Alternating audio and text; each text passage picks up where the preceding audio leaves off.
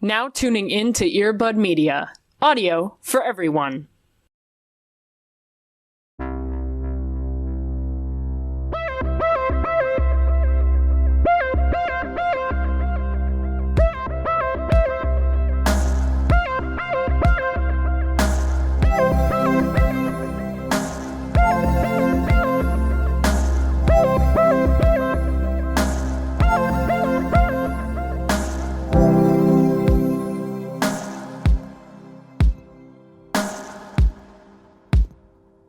Stay gold, Pony Boy.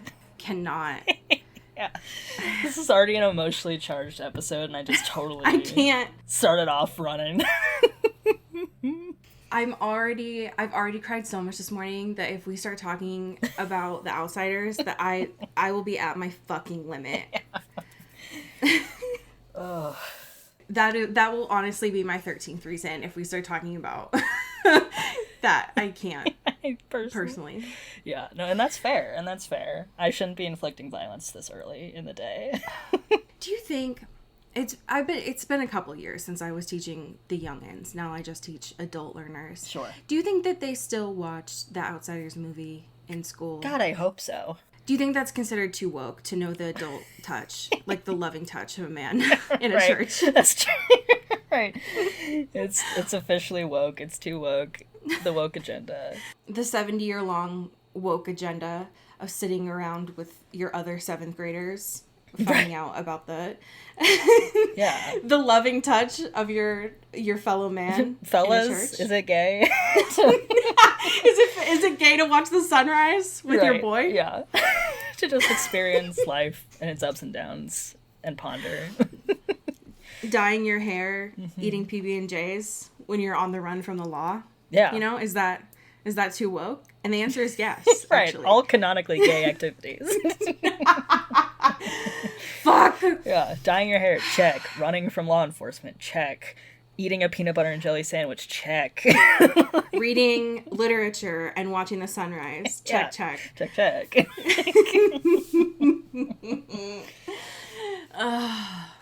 Welcome to Into the Twilight, where unfortunately this podcast has been chronicling our resistance Sure. to fascism. Yeah.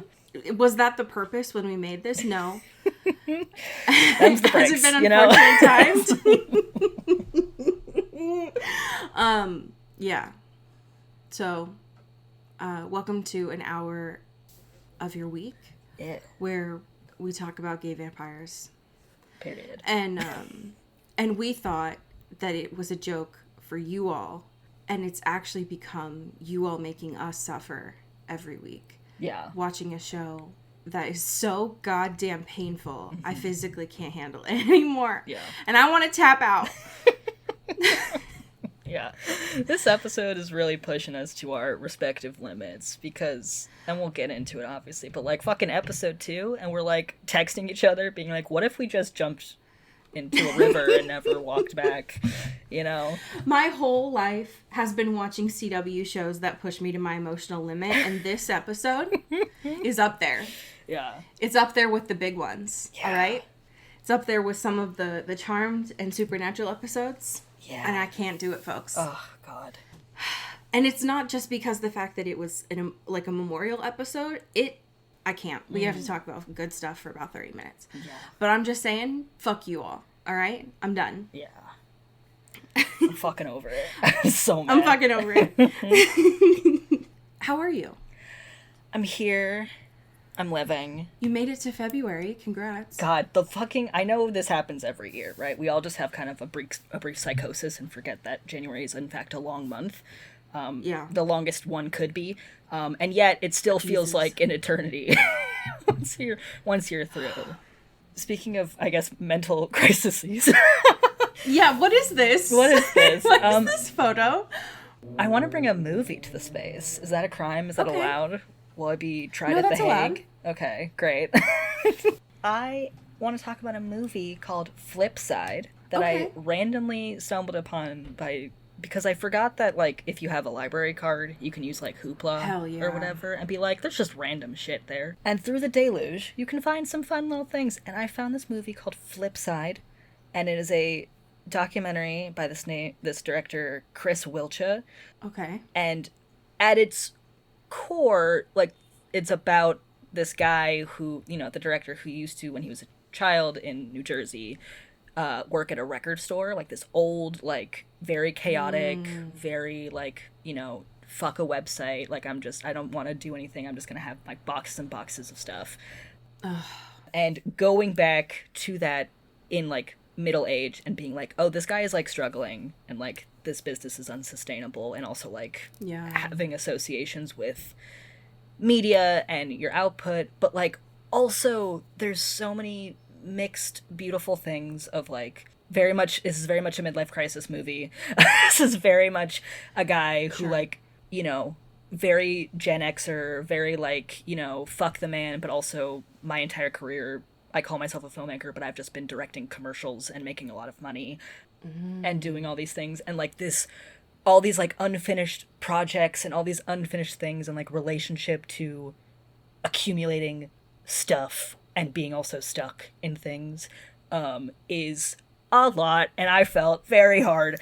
And it's beautiful, it's funny, it's charming, it's also very, like, in your feels kind of stuff, but I was pleasantly surprised and moved by this guy just trying to really work through the motions, like, in real time, and to complete something that is an amalgamation of a lot of uncompleted and unfinished things, which is, I think, beautiful. It is. Yeah. I'm watching the trailer for this right now, and I definitely see what you're saying about it being a midlife crisis. It feels like it very much. Yeah. I love that the trailer included this review from The Wrap where it says that the flip side is about a record store, like Moby Dick is about a whale. Yes, that's exactly it. Yes. Has me very intrigued. Yeah. It's so interesting and so delightful, and it's such a fun random thing to just discover and be like, fuck yeah, I love this. This is so my shit. This is exactly my kind of thing. And it's beautiful. I'm a big fan. Wow. I love people who own hole in the wall stores like this. Yeah. All right, I'm in it. It sounds sad, but I love sad shit. So amen. The way, I think it's especially just because of the footage that they have in here. This doesn't look like it was released 2 years ago. Yeah. It feels older. All right, hell yeah. Thank you, libraries. Hell yeah. Yeah, shout out Hoopla. It's still annoying to me that Chicago does not have Canopy, but it's fine. I will just carry that bridge with me until I die. I love a library. We love a library. How are you doing, my dude? I'm grateful to have made it to February. Hell yeah. My bonus happy thing is that it is finally raining here. It feels like we went here in Washington with almost no precipitation in January. Yeah, I heard it was, like, historically sunny. Yeah, that's very bad. Yeah. We need, this time, even though sometimes I do complain about it, we do need that. This is especially important time as we move later in the year for fire season, as it is now. Yeah. So I'm very grateful for that. My happy thing is a little bit different. It is nails. Specifically press-on nails. Yes. I started back in November trying to find a press-on nail situation. I hadn't used them since middle school. Yeah. So my perception of press-on nails was that, like, if you, as soon as you put them on, you touched anything and they would fly across the room. Yeah. Right? I hadn't used them since, like, 2007. But I have compulsive disorders of picking at my skin and my hair and stuff, and I was like, I need to figure out a way to not do that. And maybe press-on nails will help with that. So I've been exploring that for the past few months, and they unfortunately do help a lot with that, which is nice. Yeah. So for the, like $10, it's a very quick fix in there to help with that, which is great. I tried using some of the like cheaper brands at drugstores, but they weren't doing it for me. Yeah. The brand that is helping right now, and this is not sponsored, but holy shit, if you want to get in my DMs, I'd be more than happy. The one that's really helping right now is Olive and June, which I think some people can pick up at like a drugstore. Sure. I just buy it off their website because it's cheaper. But they're a little bit thicker than like a Kiss or something, which is nice because then they don't tend to fall off a little bit faster. Hell yeah. But I do like it. I grew up painting my nails and stuff, but I find that a little bit more time consuming than a press-on, which I can do in like 10 minutes. It's really quick. And it's fun. To pick out a color, and it's, I mean, granted, it is an expense, right? It's like $10. Sure. But it is benefiting me, and it is a small joy in this really shitty world. Yeah. So, if a $10 thing a month can increase my happiness and keep me from picking at my skin, then god damn it, it's worth it. Hell yeah. I love that. It is truly, there is something to be said about how the press-on nail technology has truly evolved. Because it's like wild. The adhesive game is so different. The actual like styles and shapes are incredibly varied, much more than they used to be. Also, I just like looking at these, and there's like these, they kind of look like little pill containers, like these circle things. I love that. That's a great shape for press-on nails. I love that. And Olive and June gets a little bit wild, right? They have a lot of like lengths and styles. I'm boring. Sure. I'm like sure. I don't do the coffin almond. I don't do the funky patterns. Yeah. I like a very basic color, which, I love that they offer those for people who like to get down with the sickness. But chase your bliss. I am essentially like, can you just get a black nail? And they offer that for Valentine's Day, so I just stocked up, and I'm like, I would like 6 of these black nails. And they're probably like, what the fuck? Yeah. Are you good? And I'm like, yeah, no, I just really want a basic nail.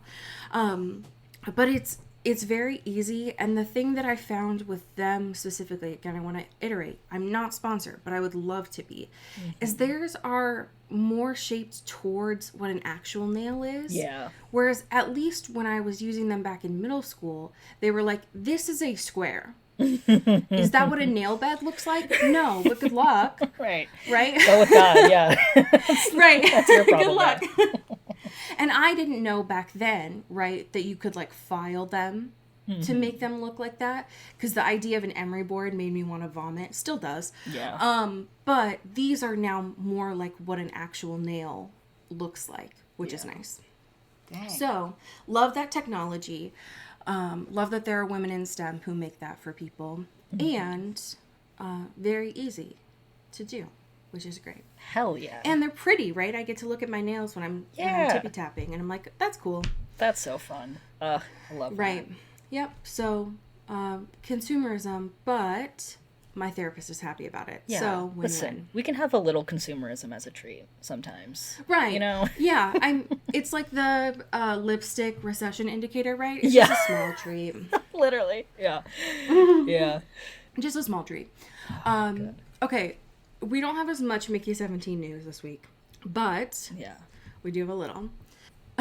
just a little bit. We do have all of our faves this week. So, which fave would you like to start off with? I think I want to take us to Rob Corner. Okay.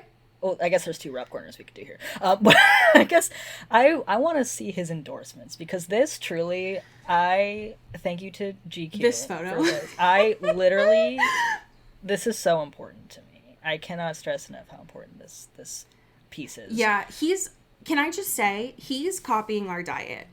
No, I've never felt more close to this man in my life. than reading this on several counts, right? Because yeah. There's a moment, thank you, Chris Cohen, for doing this, and essentially Thank this you, is just Robert Pattinson recommending things, like his ride or die. It's his Pinterest board. Yes, this is his Pinterest board, and I feel it's like a mirror to my soul and my universe in a way that I wasn't, because there's multiple accounts here, right? One, he's talking about how he's endorsed this cologne for decades, and he still does not know how to describe the smell. Me coded as fuck. Yes, absolutely. Him loving shitty... It smells good. Yeah, it smells good. Thanks. Great. He's like, I have press releases of what I'm supposed to say, and I cannot say them. I just say it smells good. Mood. Love that. He loves dog shit instant coffee. Smacking into a wall. Yeah. Yeah. He loves dog shit instant coffee. Incredible. Me. Love. Mood. Feel it. Him being like, if I drink a Celsius, I feel like I'm on a roller coaster and I can't get off. Felt so hard. Absolutely, Rob. Him saying... my favorite part of this, by the way, he says, I like it when it looks like oil. Yeah. Yeah. That's my man. Okay? And then he goes on a diatribe of talking about how he eats salmon, quote unquote, 3 times a day. Me. Which, hell yeah. And he says he has the diet of a seal. I feel so charmed. That's my man. That's my man. And him being like, listen, there was a time in my life where I used to just eat tuna in a can with hot sauce. And everyone's like, A, that's gross, you're in public. And also B, you're gonna get mercury poisoning. And the fact that in his brain, he's like, okay, word, I'm gonna switch to salmon. And then someone's like, dog, you can still get mercury poisoning if you eat salmon. And he's like, I don't know. What can you do? Celebrities, they're just like us. I have done this, Rob, because I was a latchkey kid. Yep. You are not a latchkey kid, Robert. You are a Taurus. Yeah. You are a father. You are a father. Yeah. I think my favorite part of this, though, is this is all beautiful, but when he goes on a full rant about how you can't get headphones with wires on them. Amen. I felt it in my fucking bones. Only thing I don't relate to on this, because I love the smell of coffee, so I relate to that. The only thing on here, fatherhood. Sure. Yeah. But that's an easy one. Yeah. But everything on this list, I get it, and the image that they made for it of these are a few of my favorite things. I think it's beautiful. Yeah. Thank you, GQ. I want that as a poster hanging above the mantle. It's really important. It's great. All of the press for Mickey 17 has been incredibly important to me, and I'm immensely grateful. While we are on Robert, can we talk about other film news? Absolutely. Vis-a-vis Love of My Life that's been added to the Odyssey. Yeah. Pew, pew, pew, pew. We have beautiful, wonderful Christopher Nolan news. And that he is just collecting his favorite boys from previous He's assembling movies. a team. He's assembling his team. Because of course Robert is here. Now we also have Elliot Page and Hamish Patel, which are both incredibly important. Every casting announcement for this movie, the movie announcement itself, made me certifiably bananas for 24 straight hours. And I will carry that energy with me until it is released. And after the fact, shortly. Because everything is incredibly our shit. But every casting announcement has been, and we don't even know who's gonna be what or who, right? We just know that these people are here. And that alone is important to me. And the idea of Elliot and Rob queening out together on set is so important to me. I need it. In case y'all have forgotten, by the way, because it's been a minute. Yeah.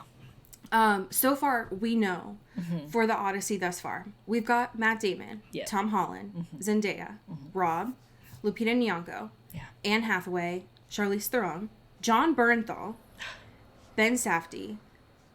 Sorry, Benny to his friends. Yeah.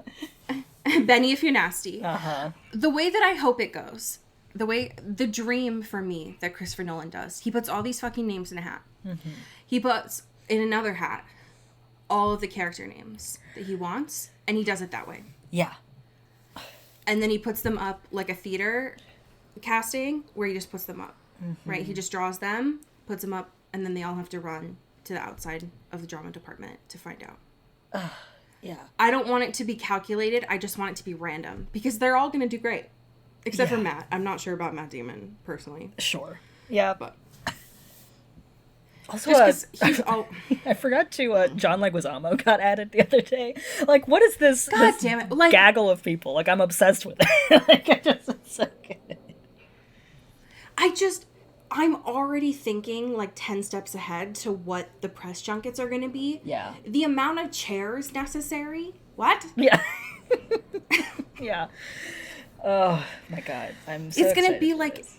they're going to need to fill out, like, the Avengers did. They're going to need, like, the biggest theaters necessary. Yeah. For the interviews.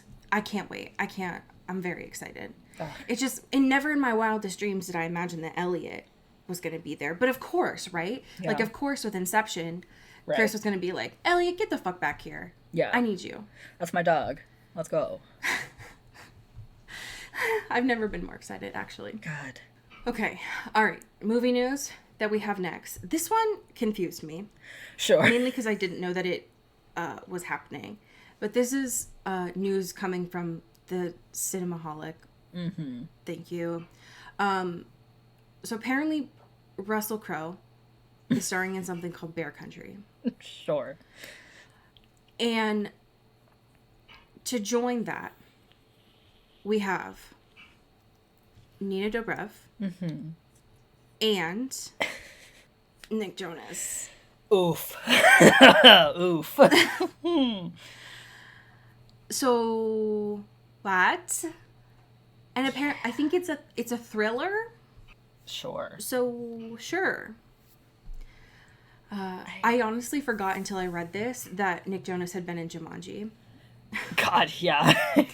Because who watched that? Yeah. But congrats, Nina, that you're gonna be in this and that they're filming in Queensland. Yeah. We'll have to keep up to date when we see a trailer. Yeah. This is just such a Mad Libs group of people. Yeah. I mean, if the casting director was like, I need brunettes now. Right. I get it. Yeah, it's an emergency. We're in a deficit. I mean, Russell can sing. Nick can sing. Sure. Nina can. Yeah. Is it a thriller with music? Called Bear Country. God, this is the definition of what the hell, sure. You know, this is sure, what that why was not? for. Yeah, okay, sure. I Sure, guess. why not? Okay. Yeah, why not? Rounding it out, though, I would love to know your thoughts on this additional information that we've gotten about Love Me. Yeah, we did I saw this news come out on TikTok last week. Yes. Yeah, we did get a little more context, I suppose, from Bleecker Street of them kind of talking through it, both, you know, or I guess including the writer-director plus also Stephen and Kristen, because, you know, previously things have been, and still to some extent, a little vague. Yeah. You know, intentionally so, I would imagine, but kind of peeling back more of this very expansive, like, time journey too with it. Yes. Is quite interesting. They really pulled back the, hey, we're just going to tell you the 3-part structure. Right. Like, this is kind of what to what to expect here. And I knew parts 1 and 3. I knew that we were going to get the buoy and the satellite. Yeah. I knew we were going to get the YouTube bits because we had seen that. The part in the middle Yeah. with the mocap was a twist I had not seen coming. And scared me a little. Yeah. But I'm still intrigued and I'm still in it. I don't think that it gave away too much that I don't feel like they've spoiled anything. Yeah. Yeah. I just want to see it right now. It's just a very interesting, like, I'm very curious of how it will actually come together. Agreed. Because it feels a little like, if it works, it'll be very cool. but it does feel like it could get into, like, territory that is a little, okay, we're just trying stuff, we're just doing stuff, you know? Just because it sounds like a cool idea. But I do have faith, you know, and I still have, you know, this gives me a little more like, all right, okay, I'm just, my curiosity is still very piqued. I agree. I think that I'm in it. Mm-hmm. I just want to get my hands on it and see what's going on a little bit more. That's all. The last thing here is I did do my homework, and figured out when the original started, because I had wanted to know. I have discovered that we still have a little bit of time. Apparently, the original starts at the start of season 5, not now. Okay. So that helps answer that question. I feel a little bit better about that. Now, last week, very confusing information. We got that fuck-ass recap, which I was not expecting to happen again this week. Like, are they gonna do it for every episode? Hope not. Because they also changed it. Like, they did. You know, like, they did the same initial, like, 30 seconds or whatever, and then at the end, it's now, like, and me too. Like, and I'm there with you guys. Like, I'm also a vampire. And it's like, all right. Like, are we just gonna do it a little different each time? Being like, here's the focus of this episode that we're gonna do. It's like, okay, this is a lot. I got it. I can't believe that it makes me miss when they just pulled clips from old episodes. Right. But now it's like, and me, the ghost. Like, shut up. I would even take the original, like, season one where it's just, like, Stefan's monologue and being like, I've been 17 for 800 years, you know, like, this is my story. It's just, like, goofy. It's so goofy. It is. Yeah, at this point, it's like, either go back to the old footage that gave me a preview of what this episode was going to be, or just get rid of it, because it's, y'all are embarrassing yourselves. And it gave this episode, which was, like, objectively a really good episode in the way that it was set up. It just started it in such a weird way. Yeah. Which was unfortunate. I needed to remember when we started this what time period this was. Especially in the first couple minutes when it was so Breaking Dawn. Yes. Part 2. Yes. I had to get myself back into, like, oh, we are in 2012 right now. Got it. But I need to know, because we only talked about this in the sense of, like, this is pain. Prior to that, how did this do you? I'm still very conflicted / anti Elena's vampire era. But, like, what are you gonna do? Especially, like, you're right, it's very Breaking Dawn Part 2, and even, you know, pseudo Twilight, where it's like they're just like, there were many times in the beginning where I was just like, you guys need to get a room, because, like, I don't want to be watching this. Because they're doing the whole thing of, like, oh my god, all of your senses are heightened, blah, blah, blah. Like, everything's so hot and sexy. And it's like... No, they're literally that couple in Taco Bell. It's embarrassing. It's, like, is this allowed? Is this allowed? No, exactly. I don't want to see this, okay? And... it's, like, so horny for no reason. And then, like, also in the middle of it, Elena's just, like, fighting off, you know, her urges and stuff, and not handling the blood stuff well, and her body is rejecting it very clearly. And her just being, like, at every few moments in this episode being like, I threw up. I threw up, I don't feel good. I don't like this. It is...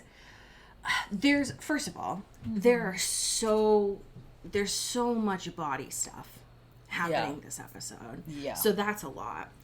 I think the first like 10 minutes of this is a lot. I was really worried how the tone of this episode was going to go from that first 10 minutes. Yeah. Because I'm not interested in Elena and Stefan.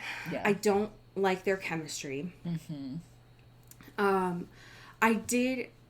I was grateful for the way that the first few minutes were set up, though, that we got to see the action happening and they were flashing back to the conversation. Yeah. Rather than it happening in real time there.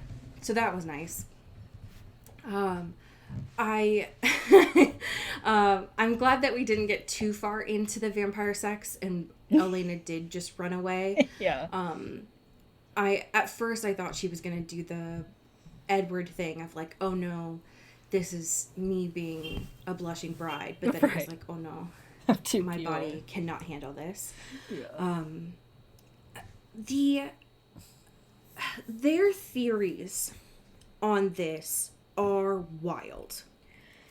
Yeah. Because Stefan is under the impression of like, oh no, well, it's just because it tastes bad, but like you'll be fine, right? Like it's like tofu or whatever. But then Damon, like 35 minutes in, is like, oh well, maybe it's just because you're a doppelganger, right? You're just built different. Sure. What? It's like, is that allowed? It continues to astound me, and I don't know why it does, because these guys have proven themselves to just be totally not paying attention to anything around them. But every time something a little odd or out of character happens, they're like, it's probably fine, right? It's like, you guys need to be in touch with your own history. Like, it's great that Stefan is like, I'm gonna be your trip sitter, you know, while you're figuring this out. I'm gonna ease you through it, and I love you. You know, that's great or whatever. But it's like, y'all don't know shit about who you even are. Like, Bonnie has more information about what vampires are and how they operate more than the actual vampires that should be, like, guiding all these new converts y'all have had in the last couple of years to understand themselves. And you have books. You have so many books and history and stuff 100%. And documentation, first-person documentation, and they're like, nah, it's a lot of work. We'll just figure it out. Let's just spitball. There's nothing to explain away. It's like, I cannot with you guys. It is wild, given that we know at this point all of the originals are alive. Right. I think, except for, creepy older brother and mom. Why don't you just call Taylor up? Right? Like, literally. Why wouldn't you just, and I know they won't, right? Because I know Damon and Stefan don't know how to problem solve to save their lives. But like, why wouldn't the answer be, oh, why don't I call the oldest people alive? Right. Here. Surely they have information. Right? That would be helpful. If the person who only wants my girlfriend's blood, right? The person who seemingly knows the answers about her blood, why don't I just call Taylor up? Right? But no, I won't do that. Yeah. I'll just assume that she's fine here. Great. Yeah. Thank you, Stefan. Appreciate you so much. And it's like, it always comes down to, obviously, you know, the beef and competition between Damon and Stefan. But it is interesting how, in spite of, you know, rather than being productive and trying to do stuff, always. Which why would they, right? They're like, I'm going to do my own way of doing it. But we're going to do it at the same time and not telling the other person that's what we're doing. And so Elena is truly being, like, put in two very different positions of how to navigate this transition of Stefan being more of the, like, by the books, you're not eating people, even though that didn't really work great for me. I'm sure it'll be fine for you. I'm just born bad. You have something that's different and you'll be fine. Yeah. Don't worry about it. And Damon's like, he's full of shit. Like, you gotta do what you gotta do. And also, like, we're all monsters. You're going to turn to a monster eventually. Sorry. Might as well expedite the process now. And so these are two very different vibes at the same time that are happening. And while these two assholes are fighting with each other, she's just going to be over here blowing up the church's basement bathroom. God. That was such a visceral, like, scene. Because there was so much. It was so much everywhere. And I was nervous for her because, like, you know, who among us hasn't, like, spilled something in a bathroom or whatever, or like whatever. But that was like a categorically like, oh no, and, and having like the pressure of what's his face? Connor, I think his name is. Connor. And also, like, Damon coming up and bringing clothes and stuff, and her just being like, just give me a minute, I'm occupado, like, I gotta clean this up. And it's like, girl, you're not gonna clean this up. There's no shot. There's blood everywhere. There's all your blood vomit. I usually am not good with blood. It was very clearly in that moment, like, colored corn syrup. Like, totally. It's very clearly a different consistency. It's got that sugar consistency for sure. That exactly. Close. Yeah. But it was just the secondhand embarrassment and fear of like, there's someone trying to use this bathroom. I need to clean up this space with seemingly just paper towels, right? Like, right, not anything with actual cleaning supplies. And also, my outfit is a mess, right? What the fuck am I gonna do here? And it was just like, oh no. God, it's so awful. Stressful. So stressful. It was immensely stressful. I think that it is an interesting storyline to see her rejecting this in a way that's not, oh, I just don't like the taste here. Right, yeah. But I never would have. It's more so just them making up the lore on the spot of like, oh, it's just, you're the special one. That I'm like, what the fuck? Right. Like, all right, sure. Okay. All right, sure. Feels like something at any point Catherine would have said. And that's another thing. We know Catherine's alive, and last time was in Chicago. Yeah. Why the fuck has Damon not just called her up, too? Unbelievable. Hello? Like, what? I feel like that would be helpful information, or a good resource, but I guess y'all are still bitter, mad? I don't know, but like, come on. These dudes don't want to show up their pride to help the person they seem to love most in this world because of their own petty grievances. I hate it. Speaking of love, by the way, can we talk about Damon offering his hand, literally, to Elena? Talk about horny positive, right? Like, that was so twisted and beautiful, and I'm obsessed. Because, like, obviously Elena's going through this mental quandary, and Damon is all being like, listen, just lean into it, whatever, like, you're gonna do this anyway, and you can live in Stefan's fantasy world, but like, let me just actually help you out in a tangible way. And also don't tell him. But also, like, keep this between us, because wink wink, he's gonna get a little mad about it. And offering his fucking hand and her slurping on that thing like it's her goddamn job was really important to me. That's really important. Like, her life depended on it. Yeah. And he's on one this episode, by the way. The audacity is truly astounding. Yeah. It's because he's, for at least the first part of this episode, is just in the grill. Yeah. And is like, no, I'm fine. I'm definitely not grieving anything. Also, don't sit next to me in that spot because it's taken. Yeah. And he won't tell anyone why, but that's obviously Rick's spot, so you can't sit there. Yep. But he won't talk about it because he's fine. Yep. Okay? He's fine. He's totally processed Obviously. everything. He's good. Don't worry about him. Don't worry about him. He's obviously fine. And then the moment that he gets, like, a modicum of physical comfort, he just, like, falls back into the bathroom wall and holds her hair. I want to throw up. I hate this show. What if I died? I'm so what if done. I just died right now? What if I died? What if someone shot me in a church? All right? Yeah, I would welcome it. Give me that wooden bullet, please. Connor is so much more of an interesting character to me than that weird pastor last episode, by the way. 1,000%. I don't know what they were trying to do with him, but Connor he's got the juice. I'm very interested. Immediately came in with those gloves, and I was like, Yeah, I was gagged. And also I love too that he, like, interrupted Tyler and Carolyn's, like, grief sex or whatever.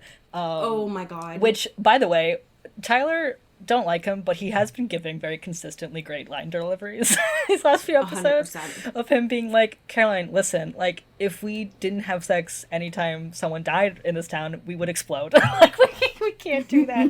And that was really beautiful to me. But, like, Connor busting in and being like, you know, interrupting and him being like, oh my god, can I help you? Is something going on? And he's like, yeah, sure. Take my hand, shake it. And then he fucking burns and then shoots him and making him run away. That was beautiful. That was a beautiful scene. Carol, for once in her life, has a moment of discernment. Right. And is like, I don't understand. I texted with Liz earlier, and she said that everything was taken care of. Mm-hmm. It was an internal investigation. Right. I don't understand. And then as soon as Connor just absolutely unloads his gun on Tyler in the doorway, she does my favorite thing, which is like, I think she does it twice this episode for Tyler, which is like clutches her pearls. Yeah. I love this woman. She can't do anything. God. But another thing, by the way, for those that are keeping track, Tyler in his own house jumps out of the window. Yep. So more business for our favorite window contractor. Oh, yes. That person stays employed. It's the most job security you can ever get in Mystic Falls. 100%. So I'm very happy. But this dude is so interesting to me, not only because of his cool fingerless gloves, because that automatically makes you interesting, but the like carvings on the bullets that even Bonnie doesn't know about. Yep. And what Jeremy saw at near the end of the episode, where he has it all on his arm, but it's ghost? Question mark? Question mark? Yeah, it's like somehow either like on his bones or something in like a different realm. Right. Obsessed with this dude. I know that he's not great. You shouldn't do that in a church, but love this. I do love to see it. Very interesting. Yeah. I'm obsessed. I was not expecting this episode. I thought it was going to be more of like a boring memorial episode. Sure. And it ended up being more tense and more like thriller-esque. Yeah. So I had a far more enjoyable time during the actual like scene of it. Yeah, totally. I was hooked. Yeah, I thought that just April looked a lot older. Yeah. But yeah, that's fine. I loved it. It's like, you remember, you know, April, our good friend. We love and know. Which, yes, but it's just like that vibe there was definitely interesting.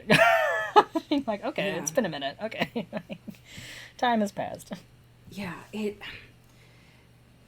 everything in that whole scene. I mean, one, I love kind of a thriller moment that's contained to one building. Totally. Yeah. Like that. I think that's very interesting. Mm-hmm. But having it be that like Elena is crashing out. Like she's very to the point that even Matt is like, "Hey, are you good?" Which is very interesting. Mm-hmm. But there were even like funny moments which I wasn't expecting. Mm-hmm. I remember taking notes on Damon even walking in and using the holy water, which I was like, sir, right. I cannot. You were so unserious. I can't. I'm so done with you. You piss me off so bad, and I love it. But it is there were moments too, because there's all like these hush tones. I don't know how any one of the extras that are supposed to be human didn't hear it, because they weren't really whispering there. But hearing Damon and Stefan finally confront what was happening, of like, oh, by the way, did you know that Elena fed off me? And then having to go into that, like, the church pews, I thought was interesting, too. The way he delivered that line, too, of being, like, just like a casual, like, you know, she can't keep anything down. She can't even keep my blood down. Oops, did I say that? Oops. It's like, gag him. Oh, my God. Stefan, he's not interesting to me. I mean, I know that we talked about this last week. I think he's more interesting right now as someone who is helping Elena transition as a vampire. Sure. But I found it more compelling watching him see that information, because he was like, hello? And then having to watch Elena feed off of Matt, which we know, obviously, like, there's no feelings between Elena and Matt other than, like, they're just friends right now. Sure, yeah. But he's like, Elena, you don't understand. That's, like, a really big deal. Like, right. You don't just do that. And she's like, what the fuck? I thought you loved me. Like, I thought I was your number one. She's like, I'm dying. Yeah. Can you, like, give me a break? Oh, God. It was very wild to see all of that happening. And her finally admitting, I think it was after the point that April's blood started dripping into the holy water, which, first of all, Connor, that's nasty. Yeah. That's nasty business. It's nasty work. Even for you. Yeah. Elena finally admitting to Stefan where she's like, I'm losing it. Like, we need to figure something out. I love that. It was a small episode, I think, for Jeremy, but he had some facial expressions during that scene that I really appreciated. Of being like, listen, Elena, I'm trying not to judge you really hard right now, but you need to, like, get your shit together. It's embarrassing. Yeah. It's like, I love you and I'll always love you because family, but girl, get up. You gotta, like, figure something out. You need to take care of yourself right now. You're embarrassing us as a family. I am curious about your thoughts on Tyler going up to the podium. Oh my god. That was such a diva move. Because also, this whole time, Mr. Impulsive Thoughts. It's like, it's orchestrated in such a way, and you're right, of, like, the tight constraints really makes it very compelling, because, like, this whole time you're seeing, like, Connor, like, loading the gun, and, like, just having this ominous from a while, and also the plant, obviously, of April and the blood, and everyone being like, shit, y'all smell that? And they're like, please don't turn around because that's gonna out us. Please don't do it. And and having these, like, kind of things, you know, going through in quietness and trying to, like, assess the situation. And Elena obviously beefing it up on the stage and being like, I got it. I can totally do this. I'm so good. And I was like, please, God, you cannot. And Tyler coming up because, like, he knows that, you know, Connor's gonna recognize him anyway because they already had that situation. And being like, I will be the sacrificial lamb for this moment. Like, let's fucking go talk. It's like, okay, useful. You are being useful. For once. For once, Tyler. Yeah. And it's a way to, like, literally turn around, right? And confirm who is there. Right. Which I think at this point, Tyler knew. Yeah. Because he's one of the people who had a direct confrontation with him. Mm-hmm. So it was a way of, I was happy that Tyler was, like, doing something useful in that moment. Plus we knew that, well, I guess we didn't know, but we assumed that it wasn't going to actually kill him. Right. It was just going to kind of knock him down in that moment. So that was nice. Yeah. So thank you, Tyler, for being useful. I was grateful, though, that in that moment, after Carol had clutched her pearls, she was like, hey, so we need to call the ambulance. And Caroline was like, no, listen, he's going to be fine. Caroline was like, I know it's been a while, Carol.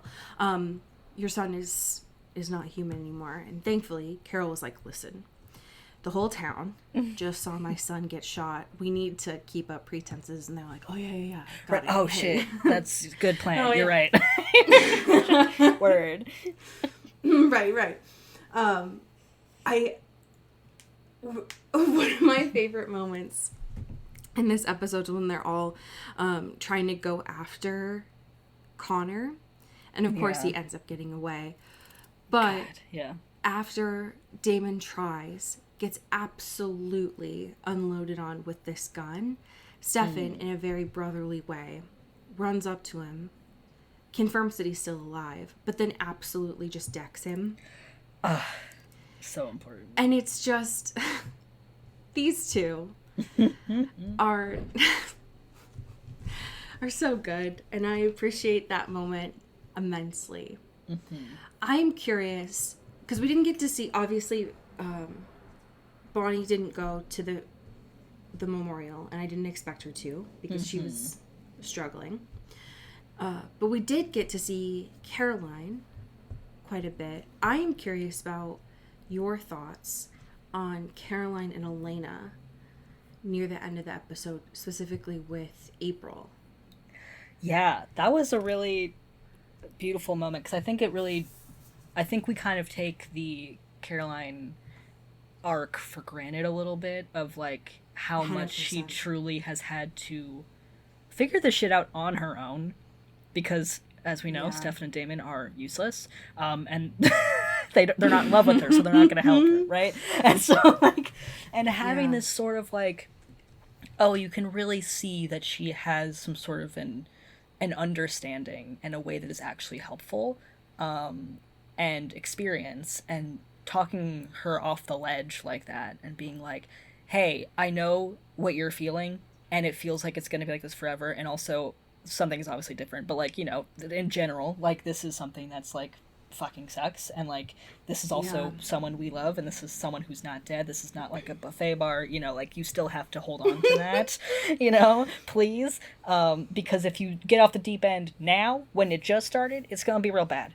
and, you know, it sucks, and it hurts, and it's bad, but also, like, having that sort of, and having her in that role of being like, let me teach you, young child, you know, like, let me show you the way, is a beautiful, like, full circle moment for her, when she was, like, so scared and so, like, alone when it happened to her. 100%.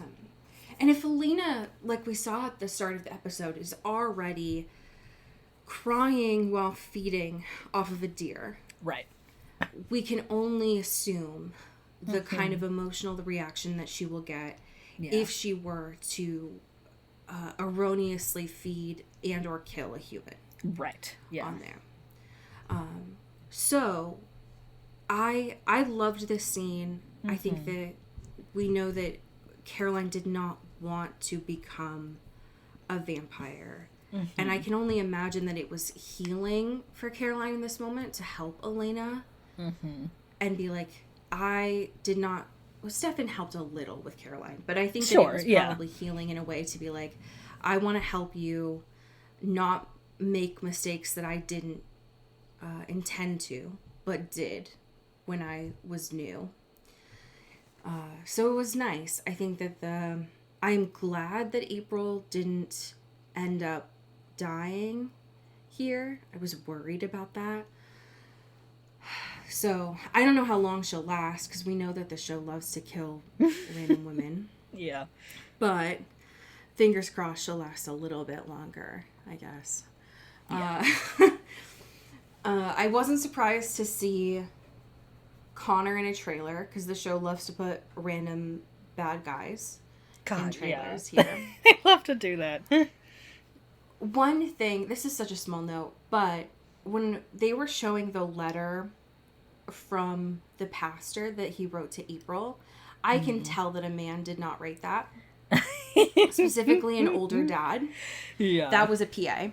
Oh because I know that guy was supposed to be like around a dad's age, like an older dad. Yeah. I know that age range for a dad. They don't write like that. They write in all caps. So, but bless your heart for trying, you know? Yeah.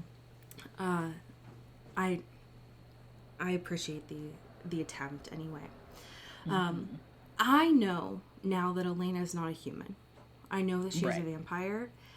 It is still very weird to see Stefan and Damon offering her alcohol. Yeah. I don't know that I will get over it. Maybe later, but it is still weird to me now. I am glad that Stefan was honest about being upset about the lying. I get why she did it, but I'm glad that they were honest about it. I was so emotionally distraught by the paper lantern scene.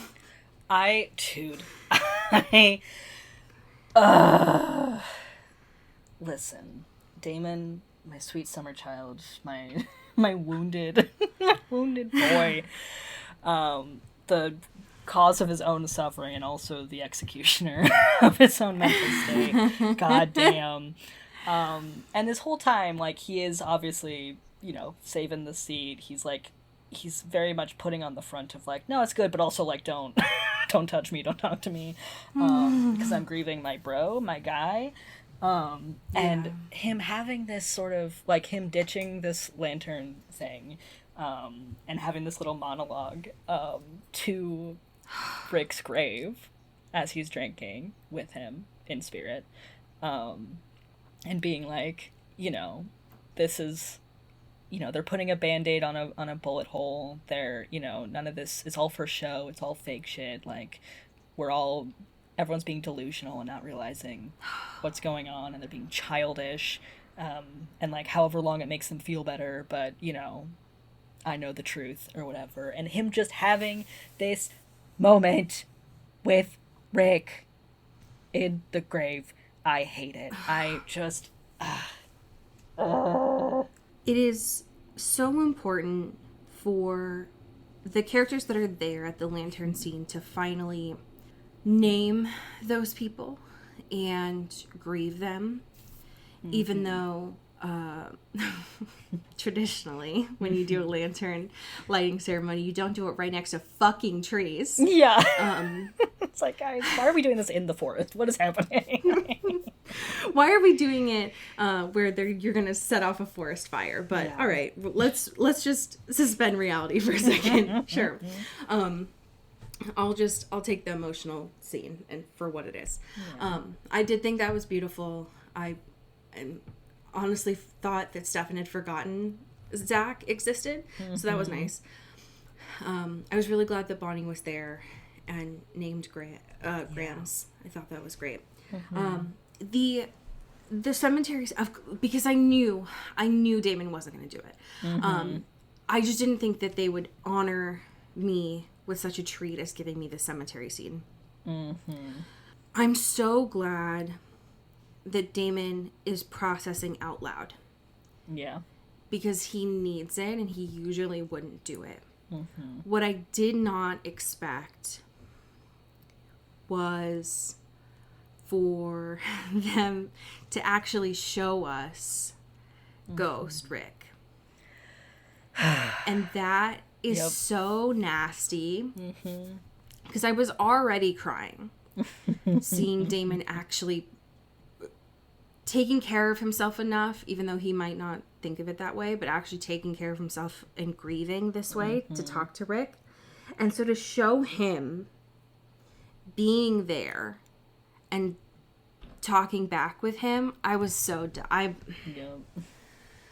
didn't ask for this show.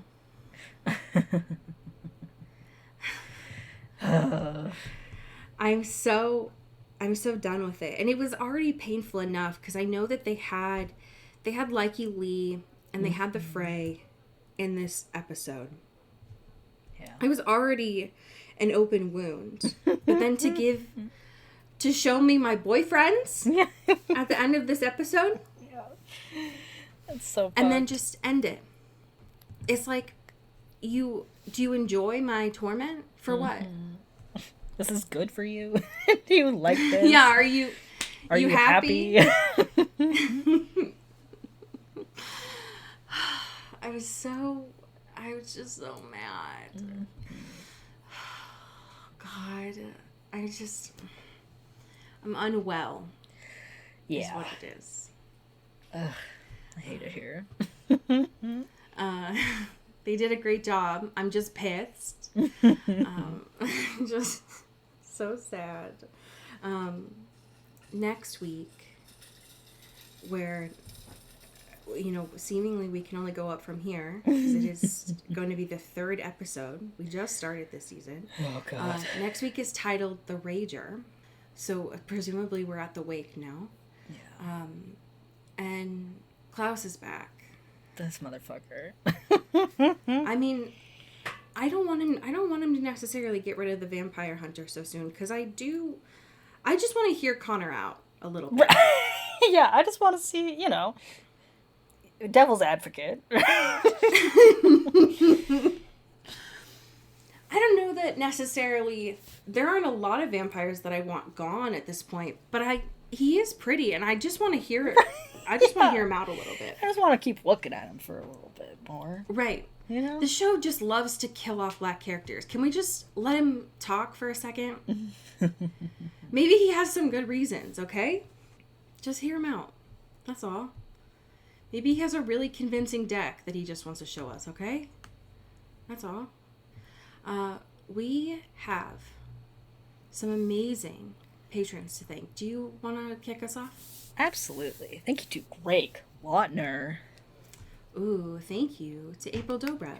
Ooh, thank you to Kristen Stewart. Ooh, thank you to Calissa Lockwood. Ow. Thank you to Sean Salvatore. Ooh, thank you to Megan Pattinson. Pew, pew. Thank you to Katya Karp. Ooh, thank you to Genevieve Morgan. Pew. Thank you to Danielle Burke. Ooh, thank you to Janae Bennett. Ooh, thank you to Sophia Salinger. Ooh, thank you to Dan Zeklos. Ow. Thank you to Emily Ozera. Ooh, and last but certainly not least, thank you to Jaylene Ivishkov. Pew, pew, pew. I have a fan fiction for you today. Oh, gosh. By the author Lizzie Bennett Darcy. Oh, my God. I did not look at the author ahead of time. This is titled The Bromance. And the summary is, he was Damon's best friend. Obviously that meant sticking around even after death, right? A one-shot inspired by the graveyard scene at the end of season 4, episode 2. And how you know this is good, folks? It says in the summary, repost from fanfiction.net. Hell yeah. This only has one chapter, so it's from the first chapter. I miss you too, buddy, Alark told him as Damon walked away. He listened as Damon walked out of the graveyard. He heard an uncharacteristic sob escape before Damon began ripping trees from their roots in a rage. He considered following after his friend, but there was nothing that he could do for him, and he didn't think he could handle witnessing any more of his pain. Damon's pain was a horrible thing to behold. Silence fell around him once more as Damon calmed and drove away. Alark sat there in the quiet before making his decision. He closed his eyes for a moment. When he opened them, he was sitting on Jeremy's bed. He was getting better at being a ghost. He looked up as Jeremy walked into his room, jumping back in surprise when he noticed his visitor. "Hey, Jer." Jeremy regarded him warily as he closed the door behind him. He smelled faintly of smoke as he walked towards the bed. "Hey, Rick, we just finished." Jeremy rubbed his neck awkwardly. "I know," Alaric replied, saving him from elaborating. Jeremy's eyebrows rose in surprise. "You were there? I didn't see you, though." Alaric shook his head. "Damon told me." "But I thought only I could see you," Jeremy accused, reminding Rick that Damon was right about how young they all were. "You are," Alaric shrugged. "You all have your way of saying goodbye. Damon has his. He comes to the graveyard sometimes." End scene. I'm gonna jump off a bridge. I can't do this shit anymore. I can't.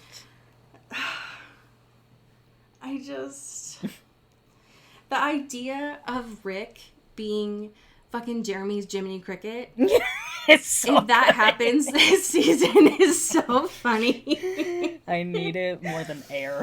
It's so important.